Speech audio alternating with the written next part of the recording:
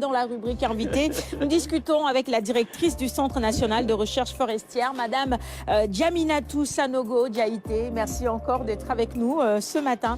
La question nous intéresse, nous interpelle et nous passionne à Quinqueliba.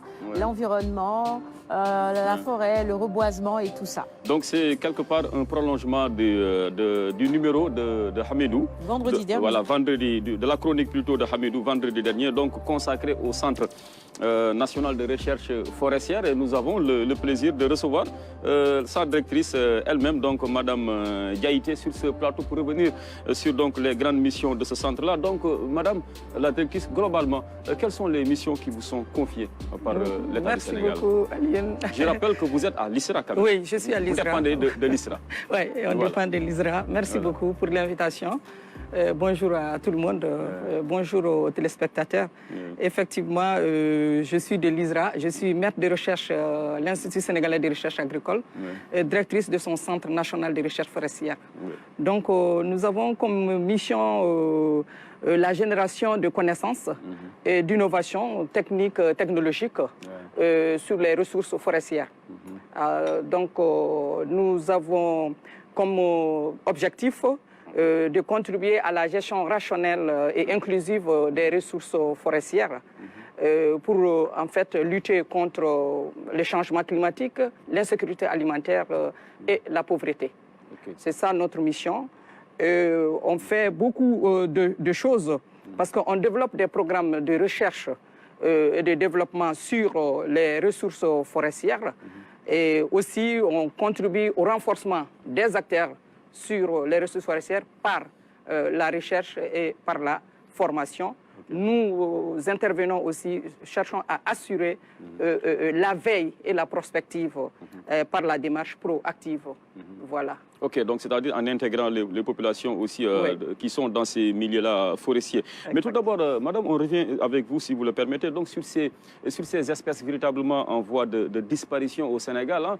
On ne le dira jamais assez, le bois de teck, le teck qui se fait de plus en plus rare du fait de la coupe abusive de bois. D'autres espèces végétales aussi, comme le caïcédra, sont menacées. Est-ce que vous pourriez nous faire une petite liste de ces grandes espèces végétales aujourd'hui menacées ici au Sénégal? Oui, il y a beaucoup d'espèces qui sont en voie de disparition au Sénégal. Si on regarde toutes les espèces dont la production, les gens sont intéressés par le bois, en général, ils sont en voie de disparition. C'est les espèces de la Casamance. Vous avez parlé du caïcédra, du teck. Ce sont des espèces menacées parce que le bois est prisé. Le bois de ces espèces-là est prisé. L'autre chose, au centre du Sénégal ou partout ailleurs, toute espèce dont les fruits sont utilisés, il y a une forte pression sur les fruits, ces espèces tendent à disparaître. Je peux prendre le cas du baobab. Quand vous prenez le baobab, vous rentrez dans le parc de baobab, tout est exporté. Tout est exporté du parc. Donc, une fois que les fruits sont exportés, il n'y a plus de chances de régénération. C'est ce qui fait que ces espèces ne se régénèrent pas. Donc, toute espèce dont les fruits sont prisés par les populations, en général, il y a un petit problème.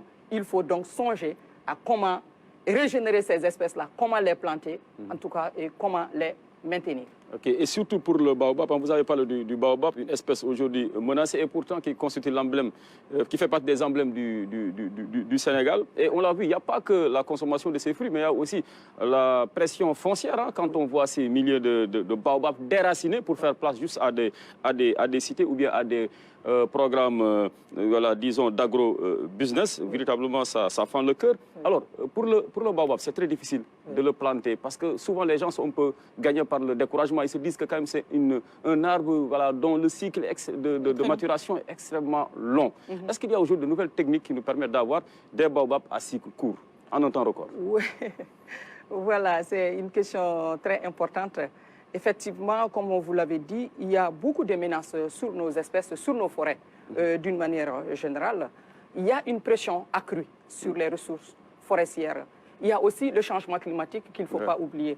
Pas mal de choses qui sont là et qui font que ces espèces-là sont menacées. Et qu'est-ce qu'il faut faire?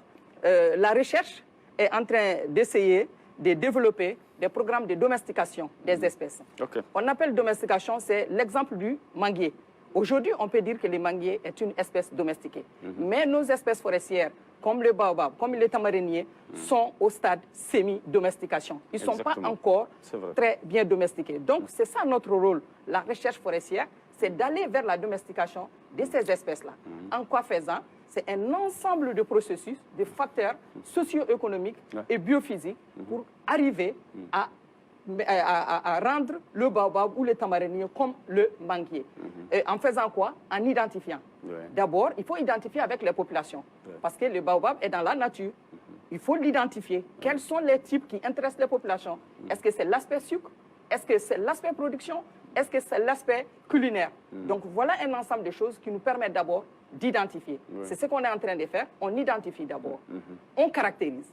En quoi faisant? Les populations peuvent dire, si je prends l'exemple du baobab, les populations disent qu'il y a 4 types de baobab, de produits de baobab. Le premier, c'est du baobab dont les pulpes sont très très sucrées.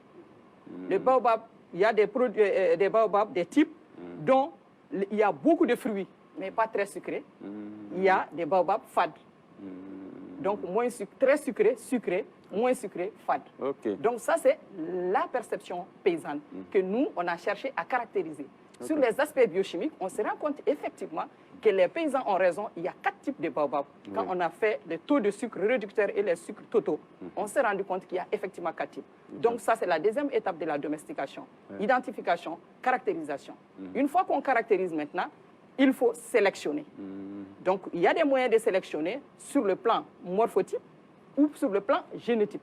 Une fois qu'on choisit, par exemple, je prends un exemple, les privés peuvent dire que nous, on a besoin du baobab qui produit beaucoup, du type qui a une grande production, qui est sucré, mais grande production. Donc, on s'est dit, maintenant, on a sélectionné ce type de baobab. Qu'est-ce qu'il faut faire maintenant? Il faut le multiplier. En quoi faisant? Voilà. Il faut le multiplier, il faut le cultiver. Une fois qu'on arrive à le cultiver, c'est ça qu'on dit qu'on a domestiqué. Exactement. Et chacun a à sa portée un baobab qui dit, je peux planter, j'ai la maîtrise. Et il faut pour cela susciter l'intérêt des populations. C'est ça qui suscite l'intérêt des populations. Mais le cas du baobab, sur le plan mystique, le plan culturel, les gens pensent qu'on ne doit pas planter le baobab. Alors que si on peut planter le baobab, on peut un jour arriver à avoir le baobab dans nos concessions. En quoi faisant? En fait, une des étapes de la multiplication, c'est de faire du greffage. C'est-à-dire, tu as un porte-greffe, un plant qui est là, qui est jeune, mais tu vas prendre une bouture, une petite portion, sur un arbre mature, dont les populations ont dit, ça c'est très sucré, je vais le copier. Copie conforme, tu le coupes, tu sectionnes quelque chose, tu viens, tu le greffes sur le plant qui est dans le pot. Celui qui est dans le pot permet de le nourrir parce qu'il a des racines dans le sol. Donc, une fois que le greffage prend, tout de suite, on a les mêmes caractères de l'arbre âgé qui est dans la forêt, on a les mêmes caractères chez soi. Et ces greffages-là permettent d'avoir une copie conforme de l'arbre que tu as pris. Donc, si tu veux du baobab avec des fruits très sucrés, c'est comme ça que tu peux l'avoir. Exactement. Voilà. Et maintenant, le problème des cycles. Effectivement, pour avoir le premier fruit du baobab, il faut peut-être 20 ans, 18 à 20 et quelques années. Donc, pour avoir les premiers fruits, ce n'est pas encourageant. Donc, nous, on s'attelle à réduire ce cycle de production, première production. En quoi faisant, dès qu'on fait le greffage, ça raccourcit. Le greffage permet de raccourcir le cycle de production de la première fructification, du moins, des espèces forestières. L'exemple du tamarindier, on a pu mettre au point, à partir de ce greffage-là, on a raccourci le cycle de la première production du tamarindier de 5 à 2 ans. Ça, c'est considérable. Oui, tout à fait. Pour le baobab, c'est la même chose. On est dans le processus. On pense, en tout cas dans la littérature, il y a 3 ans, mais nous, on a commencé le processus. Aujourd'hui, au bout de 4 ans, on a eu une première floraison d'un pied de baobab. Au bout de 4 ans. Voilà, ça c'est encourageant. Ans, on a déjà eu. Donc, c'est ça, le processus. Et pour ce qui concerne le tronc aussi, parce que c'est ça qui inquiète souvent les populations, parce que ça prend beaucoup d'espace et puis ça peut facilement aussi fragiliser les bâtiments. Alors, comment faire aussi? C'est vrai. Pour cela, en fait, un arbre, c'est la façon, c'est comme un individu, comment tu le gères. C'est la gestion qui permet de régler un individu, en tout cas un pied d'arbre, comme tu le veux. Tu le coupes, tu ne veux pas qu'il produise, il ne produira pas. Tu veux qu'il soit grand, tu le mets en concurrence, tu le mets dans des conditions un peu serrées, ou bien tu le mets dans un pot. Vous allez voir, à l'aéroport, vous avez du baobab dans des pots, qui restent toujours des petits baobabs. Mais voilà, pour des raisons esthétiques. Donc c'est ça. on peut réduire, en tout cas, raccourcir les cycles de production, de la première production de ces espèces, comme les tamaréniers, comme les usufus aussi, les sidèmes, comme on le dit en Wolof, les sidèmes de 2 ans, on peut avoir à 4 mois des fruits de sidème. Les usufus mauriciana. Pour le baobab aussi, on est en tout cas on est sur le processus, je vous ai dit, on a déjà eu une première floraison en 4 ans. Donc c'est ce que la recherche forestière est en train de faire, accompagner le processus de reverdissement pour motiver la population à domestiquer ces espèces-là. On arrive à les domestiquer parce qu'on est actuellement au stade semi-domestication pour tous ces espèces. Ça, c'est motivant.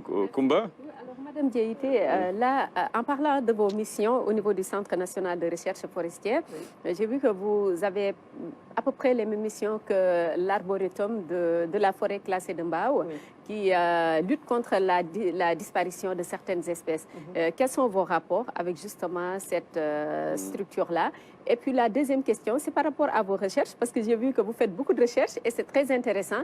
Est-ce que les résultats de ces recherches sont tenus en compte aujourd'hui par nos autorités chargées voilà, des eaux et forêts? Oui, bon. On a un partenariat avec, en tout cas, on travaille avec toutes les structures nationales qui s'occupent de la forêt. Peut-être que ça peut être amélioré, mais on a quand même un partenariat parce qu'on est en train de signer un protocole d'accord avec la Muraille Verte. On a signé un protocole d'accord avec les eaux et forêts. Donc, nous travaillons en synergie sur pas mal de choses. Donc, nous sommes là, la recherche forestière est là pour accompagner. C'est parce que nous développons, nous générons des connaissances, des technologies, des innovations technologiques et techniques pour mettre à la disposition des communautés. Donc, pour la diffusion de nos résultats, nous faisons de la recherche-action participative. Nous contribuons aussi à la formation des techniciens. Nous sommes dans pas mal de programmes de reverdissement au Sénégal. Il y a un projet de l'Union européenne qui travaille sur le reverdissement, piloté par le Centre mondial de l'agroforesterie au niveau international, mais dont le Centre national de recherche forestière est le point focal au Sénégal. Donc nous sommes dans ces programmes de reverdissement. On est en train de le mener avec World Vision, avec les eaux et forêts, donc parce que c'est World Vision qui est l'agent de mise en œuvre au Sénégal. En tout cas, il y a une synergie. Alors, moi j'ai beaucoup de questions, mais allez-y. Voilà, alors, j'aimerais savoir, vous avez parlé de la réduction des cycles de production, que ce soit pour le sidème qu'on mangeait quand on était petit, mais aussi du baobab. On sait que ces fruits sont très riches en fait. Le baobab en calcium, le sidème peut-être en fer, etc. Alors, est-ce que les propriétés vont être maintenues si on raccourcit vraiment les cycles de... Les propriétés de l'arbre? Les propriétés, voilà. Bien sûr. Les fruits. Les propriétés seront maintenues. C'est pourquoi j'ai dit que tu auras la copie conforme. Les mêmes vertus. Les mêmes vertus. Donc les propriétés seront conservées. Il n'y a pas de différence. Tel que tu l'as pris sur le terrain, c'est ce que tu vas avoir chez soi ou en tout cas dans ton parc. Moi, j'avais une question un peu comme celle de Kumba sur la divulgation justement des résultats de vos recherches, parce qu'il est important que les populations puissent s'approprier justement ces résultats-là, sinon on ne change rien, ça reste des résultats dans des laboratoires. Le reproche qu'on fait souvent à nos chercheurs en disant vous restez enfermés, on ne vous voit pas sur le terrain, on ne divulgue pas. Mais vous m'avez un peu rassuré en disant que vous travaillez avec les eaux et forêts, mais pas que, également World Vision un peu partout. Je crois que c'est important, c'est un aspect très important que les recherches puissent arriver jusqu'au niveau des populations, des cultivateurs, des agriculteurs, pour qu'ils puissent s'approprier justement les résultats de ces recherches. Ça, c'est très important, c'est une question très, très importante parce qu'avant la recherche, on menait la recherche dans les laboratoires, on disait les chercheurs, ensuite les vulgarisateurs, ensuite les populations. Mais on a rompu avec ce système-là. En tout cas, actuellement, nous, ce qu'on fait, on mène la recherche, on pose les problèmes de recherche avec les communautés, avec tous les partenaires. On est en train de faire un système de gouvernance pour, en tout cas, voilà, avec les communautés elles-mêmes. C'est ça que j'appelle la recherche-action participative. Avec eux-mêmes, on pose les questions de recherche, on développe dans les labos, on teste et on retourne dans les labos pour voir. Donc, ce système-là nous permet d'être... C'est pourquoi on a des plateformes d'innovation sur le terrain qui impliquent la recherche, les ONG, les services techniques et les communautés elles-mêmes, qui nous permet, ça c'est d'autres questions, peut-être qu'on peut revenir là-dessus une autre fois, qui permet une diffusion directe. Parce qu'il y a eu des changements, on a même publié des articles là-dessus pour dire que ce n'est plus la recherche, la vulgarisation, le développement. Non, il nous faut, en tout cas, on a rompu avec ces systèmes-là. Il faut une plateforme, des gens qui, pour toucher au bout du doigt les problèmes réels de ce pays. On a 3 minutes avant la fin de ce magazine. On va donc réinterroger notre invitée de ce matin, la directrice du Centre national de recherche forestière, Madame Djaminatou Sanogo-Diaité. Alioune avait déjà placé les deux principales questions. L'introduction de nouvelles variétés, le financement. Je crois que c'est une question essentielle également. Et puis, on pourrait, pour finir, parler du rognier, qui est également menacé. En 3 minutes, est-ce que vous pouvez nous brosser un peu tous ces sujets? La population de rognier est véritablement vieillissante sur l'axe Dakar. Oui, bon, tu as une plus précis. Voilà, pour l'introduction de nouvelles espèces, quelle qu'en soit l'espèce, toute introduction doit passer par la recherche, en principe. C'est ce qui est normal, parce qu'on doit voir son adaptabilité, sa production. Parce qu'on peut amener de l'Inde, on peut amener de n'importe où, mais quand ça vient, il faut qu'on essaie de voir est-ce que ça s'adapte dans nos conditions. Ça, c'est primordial. Et donc, si nous, on fait cette étape-là, ça permet de diffuser quelque chose dessus. Donc, c'est ça qui fait même les liens avec les eaux et forêts. Nous, un des liens principaux, nous devons contribuer, en tout cas, à la qualité. Nous produisons des semences de qualité. L'élément de reproduction des plants, c'est la semence. Donc la semence doit être de qualité, adaptée, et aussi on doit connaître, en tout cas, la traçabilité de ces semences-là. On ne doit pas introduire n'importe quoi. Il y a de ces pays où, en tout cas, on fait beaucoup attention. Même ici aussi, on doit faire attention. C'est ça, c'est ce que je peux dire sur l'introduction des espèces. Okay. Voilà. Pour le financement, je pense que, voilà, on aurait besoin... le plaidoyer pour l'ISRA. Voilà, c'est vrai. On aurait besoin, surtout pour les ressources forestières, on aurait besoin de renforcement des moyens pour qu'on puisse faire cette recherche de souveraineté. Il y a de ces questions qu'on a besoin d'explorer, mais on ne peut pas aller loin parce que les bailleurs de fonds changent quand ils veulent. Alors qu'il y a des questions qui sont spécifiques à notre pays. Je prends le baobab aujourd'hui. C'est vrai que dans la sous-région, les gens y travaillent, mais moi, personnellement, j'ai fait un doctorat sur le baobab. Oui, il y a une menace accrue sur le baobab. Quand tu prends tout le Sénégal, de Dakar jusqu'à Kédougou, tu vas voir qu'il y a des parties de son aire de répartition où il y a zéro régénération. Donc, c'est des problèmes. Si on veut continuer sur des questions comme ça, il faut qu'on soit renforcé, qu'on ait cette souveraineté de dire qu'on veut travailler, par exemple, sur l'exploitation du bois, on veut travailler sur telle chose. Le rognier, très rapidement. Voilà. Le rognier, c'est une espèce qui est exploitée. Toutes les parties du rognier, comme les baobabs, sont prisées. On exploite toutes les parties.